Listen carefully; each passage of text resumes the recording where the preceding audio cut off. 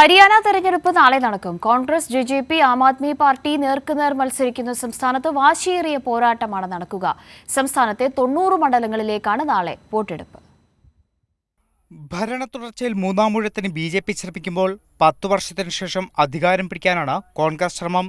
പ്രധാനമന്ത്രി നരേന്ദ്രമോദി, കേന്ദ്ര ആഭ്യന്തരമന്ത്രി അമിത്ഷാ, രാഹുൽ ഗാന്ധി, പ്രിയങ്ക ഗാന്ധി തുടങ്ങിയവർ അണിനിരന്ന തീവ്ര പ്രചരണമായിരുന്നു കഴിഞ്ഞ ദിവസങ്ങളിൽ സംസ്ഥാനത്ത് നടന്നത്. ശക്തമായ ഭരണവിരുദ്ധ വികാരം നിലനിൽക്കുന്ന സംസ്ഥാനത്ത് ബി.ജെ.പി. കടുത്ത ആശങ്കയിലാണ്. ബി.ജെ.പി. സർക്കാരിന്റെ കർഷക വിരുദ്ധ നടപടികൾ, ഗുസ്തി പ്രതിഷേധം, ജാതി സെൻസസ് ഉൾപ്പെടെയുള്ള വിഷയങ്ങൾ ഉയർത്തി വോട്ടർമാർക്കിടയിലേക്ക് ഇറങ്ങിച്ചെല്ലുകയാണ് കോൺഗ്രസ്. ലോക്സഭാ പ്രതിപക്ഷ നേതാവ് രാഹുൽ ഗാന്ധിയും പ്രചരണത്തിൽ സജീവമായിരുന്നു. उसके दिल में मोहब्बत है, भाईचारा है, इज्जत और रिस्पेक्ट है, और उसको आप कितना भी मारो, कितनी भी गाली दो,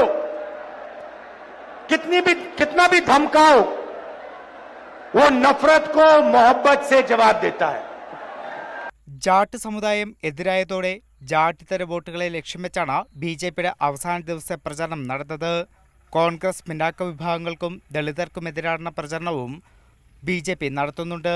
അതേസമയം ജെ.ജെ.പി., ആം ആദ്മി പാർട്ടി എന്നിവർ കോൺഗ്രസിനും ബി.ജെ.പിക്കും കടുത്ത വെല്ലുവിളിയാണ് ഉയർത്തുന്നത്.